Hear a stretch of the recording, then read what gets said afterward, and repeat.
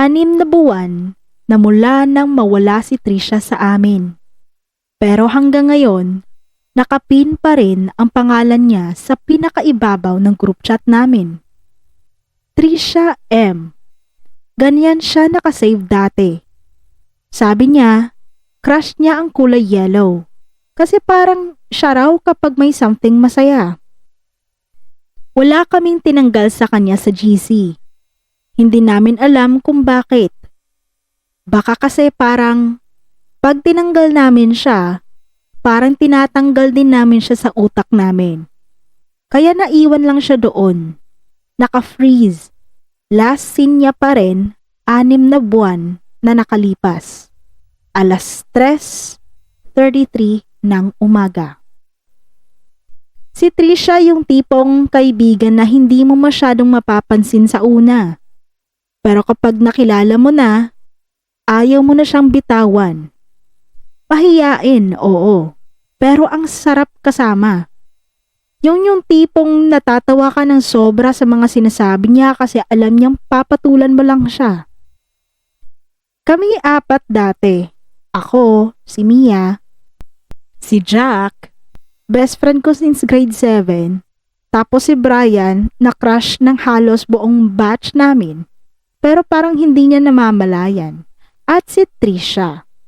Magkasama kami sa lunch, sa project, sa mga gabing nagstay late sa school kasi may rehearsal or practice. Normal lang kami. Type ng barkada na hindi mo akalaing may sira. Hanggang sa gabi na yon. Mahirap i-explain kung paano nagsimula yung lahat. Basta may na-leak na chat. Private message ni Trisha tungkol sa crush niya. Pati yung tungkol sa pamilya niya. Yung mga bagay na hindi mo sasabihin kung hindi mo trusted talaga ang kausap mo. Bigla lang lumabas yung screenshot sa isang group chat ng batch namin. Tapos kumalat. Tapos nag-viral sa school. Hindi sa social media, pero sa school.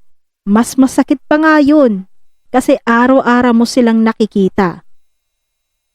3 linggo siyang hindi pumasok. Tapos balita namin, nahulog siya sa hagdan ng bahay nila, isang gabi. Aksidente, sabi ng mga magulang niya. Pero may mga bulong-bulungan na ibang version ng totoo. Hindi pa namin pinag-usapan. Sa school, mas madaling sabihing aksidente lang. At tapos, mas madaling tumigil. Ngayon, 6 na buwan na ang nang lumipas. Senior year na kami. Mukhang move on na ang lahat. Mukhang okay na lahat. Mukha lang. Lunes ng gabi, 11:47 p.m. Kakatapos ko lang gumawa ng assignment sa math. Nang nag-vibrate ang phone ko. Notification mula sa GC namin. Trisha M. Active ngayon. Miss ko na kayo guys. Tumayo ako sa kama. Parang naipit yung hangin sa lalamunan ko. Sinilip ko ulit yung phone ko. Baka nagkamali ako ng nakita. Pero ayun talaga. Trisha M. Active ngayon, 11:47 p.m. Yung message niya nakakaiyak pero nakakatakot din. Kasi paano siya makakasend ng message kung 6 na buwan siyang wala? Sinubukan kong i-call agad si Jack.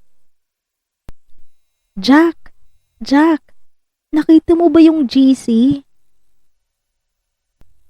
Sinabi ko agad pagkasagot niya. Halos hindi ko na hinihintay magsalita. Ano bang GC? Gabi na. Antok na ako. Yung message ni Trisha, kanina lang. May katahimikan sa kabilang linya. Tapos narinig kong nag-type siya. Tapos, Mia, baka na-hack lang yung account niya. Or someone's playing a sick prank. Huwag ka maniwala dyan, please. Tulog na. logical naman yun. Maraming paraan para ma-hack ang account ng patay na tao. Minsan dinatago lang ng pamilya. Minsan may nakakaalam na password. Pero kung totoong na-hack lang, bakit ako lang ang sinend? Bakit hindi sa buong GC? Tinignan ko ulit yung message. Wala nang active na nakalagay. Naka-offline na siya ulit. Pero hindi ko mapigilan sarili kong i-type. Sino ka ba talaga? Walang sumagot. Hanggang umaga, walang sumagot. Naisip ko, baka pwede ko namang kalimutan to. Baka prank lang talaga. Pero alam ko sa sarili ko kung totoo nga ito, hindi pa to tapos. Sinubukan kong inormal yung araw. Pumasok ako, kumain sa kantin, nakipagchika kahit kunwari lang masaya.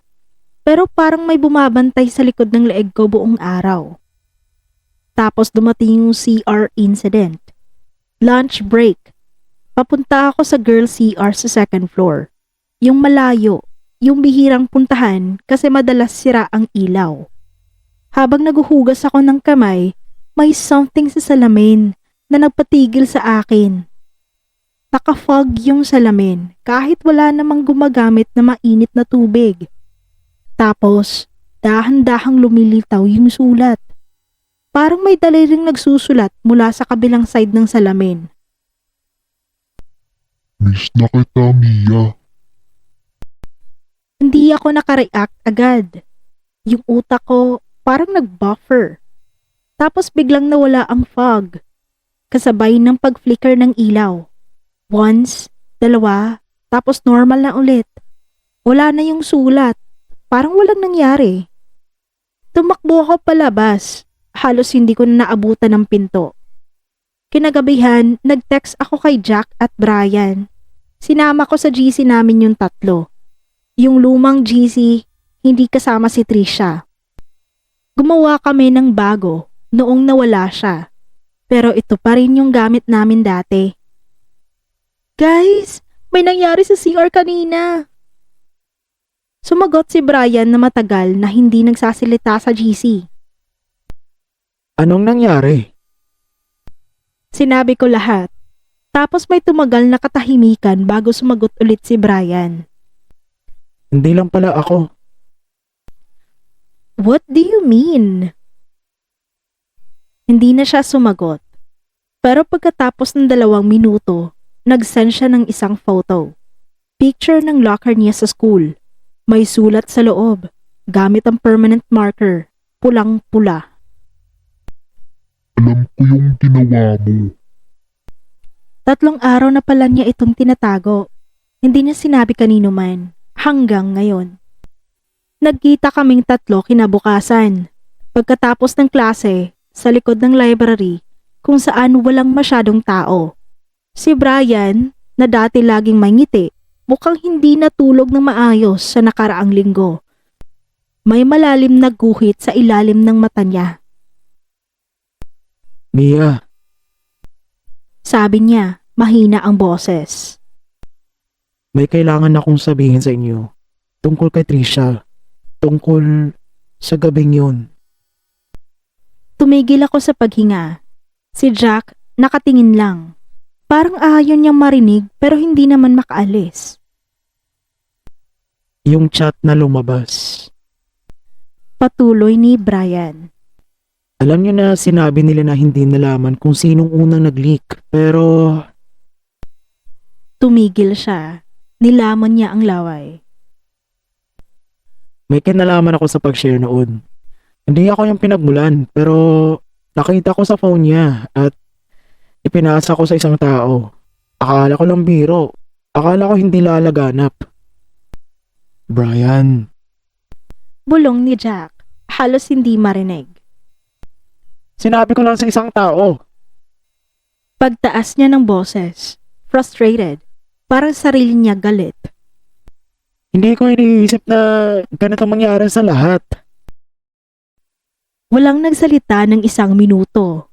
Sa malayo, naririnig ang tunog ng mga estudyante sa hallway. Normal na araw, normal na buhay. Habang kaming 3, nakatayo sa ilalim na parang may bumigat sa hangin sa palibot namin. Hindi lang ikaw. Sabi ko sa wakas. Tinitigan ko sila pareho. Lahat tayo may parte dito. Pero kung totoo nga na siya yung nagsisend ng mga messages, Baka hindi galit talaga sa atin. Baka gusto lang niya malaman natin yung totoo. Anong totoo? Tanong ni Jack. Halos sumisigaw na bulong. Patay na siya, Mia. Wala na siya masasabi. Pero mali siya kasi kinagabihan may sasabihin pa si Trisha. Hindi ko masyadong inaalala yung gabing nag-leak yung chat. Parang may parte ng utak ko na ayaw bumalik doon. Pero nung gaming pagkatapos kausapin si Brian, napilitan akong balikan. Nag-impake ako. Naalala ko, kaming apat, naka-sleepover sa bahay ni Jack. May laro kaming ginawa. Confession game. Sabi namin, kung saan magsusulat ka ng secret mo sa papel, i-fold mo at ibabato sa gitna. Tapos babasahin namin isa-isa. Walang pangalan, basta hulaan kung kanino. Naalala kong nakita ko ang sulat kamay ni Trisha. Naalala kong nabasa ko bago pa man maibato niya yun sa gitna. May nakasulat tungkol sa pagka-crush niya kay Brian at tungkol sa away ng mga magulang niya na hindi niya gustong malaman ng iba. Sa memorya ko, naaalala ko si Brian ang nag-screenshot at nagpasa nito kinabukasan. Pero may something na hindi tama sa memorya ko. Parang may part na pumuputi. Parang yung video na may part na cut. Na hindi mo namamalayan na may kulang hanggat hindi mo binabagal-bagal yung panoorin. Pumikit ako. Sinubukang balikan. Balikan. At sa unang pagkakataon, naalala ko ang isang bagay na hindi ko naisip dati. Ako rin ang nakahawak ng phone. Bago yon na ipasa kay Brian. Ako ang unang nakita. At sa loob ng ilang segundo na yon, naramdaman ko, hindi galit, hindi pagkamuhi, pero parang gusto kong makita kung paano mag-react ang lahat. Bumukas sa mata ko, tinitignan ko ang kisame ng kwarto ko. Puso ko tumitibok ng mabilis. Hindi yun totoo, di ba? Di ba? May urban legend sa school namin tungkol sa room 13. Yung lumang club room sa ikatlong palapag na sarado na ngayon. Dating gamit ng journalism club bago pa man kami pumasok. Kwento ng mga senior dati, may guro na ginagamit ang room na yun bilang opisina niya. Hanggang sa isang araw, biglang nawala siya. Walang paalam, walang bitbit. Parang nawala lang sa mundo. Sarado na ang room mula noon. May lock pa nga sa labas na bihirang buksan. Bakit ko nabanggit ito? Kasi yun ang pinakahuling lugar na nakitang pumasok si Trisha bago ang araw na huminto siyang pumasok. Nalaman namin ito sa CCTV log. Salamat sa contact ni Jack sa admin office. 3 araw bago ang aksidente, pumasok si Trisha sa room 13 nang mag-isa. After class, 9:00 ng gabi. Kahit bawal na, lumiban sa school kapag ganoong oras. Hindi nakuhanan ang labasan niya. Parang basta na lang, nawala sa frame. Kaya nagdesisyon kami, ako, si Jack at si Brian, na pumunta sa room 13. Sa gabi, habang busy ang school sa overnight rehearsal para sa intrams. Regular yan, may mga estudyanteng nakapermiso na magstay late. Magsisingit kami papunta sa ikatlong palapag. Sigurado ka ba dito? Tanong ni Jack. Kamay niya nanginginig habang hawak ang flashlight. Parang pakiramdam ko, hindi tama tong gagawin natin. Wala tayong choice. Sabi ko. Hanggat hindi natin nalalaman ang totoo, hindi titigil ito. Tumango si Brian kahit halatang takot. Sumunod kami sa madilim na hagdan. Ang bawat hakbang namin parang umaalingaw-ngaw sa buong building na walang tao. Pagdating namin sa pinto ng room 13, nakabukas pala ang lock. Bukas. Kahit alam naming sarado dapat ito. Parang may naghihintay. Tumingin ka sa isa't isa. Tapos itinulak namin ang pinto. Maalikabok ang loob ng room 13. Parang hindi nawakan sa matagal na panahon. Mga lang desk, sirang bookshelf, mga kahon ng dating issue ng school paper. Pero sa gitna ng kalat, nakita namin ang isang bagay na hindi dapat naroon. Ang bag, mukhang bago, nakatayo sa isang lumang upuan. Bag ni Trisha. Binuksan namin ito kahit nanginginig ang kamay ko. Sa loob, note niya, charger, at ang phone niya. Yung na hindi nakita pamilya niya. Yung sinabi nilang nawala kasabay sa pagkawala niya.